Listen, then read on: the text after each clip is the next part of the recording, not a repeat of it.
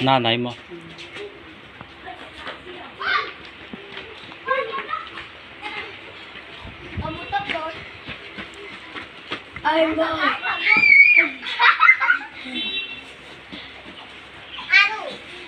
cái cô lại một chút có là một chút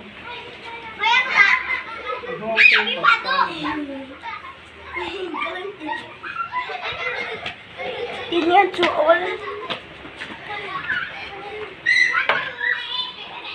LAI về thì liên tục in vắc sự anh này nó ở nhiều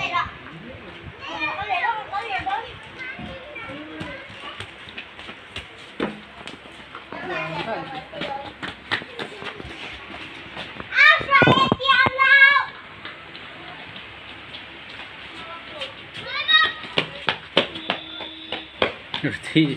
phong phải có chút chế độ ôm về nó sầu ta đấy mới à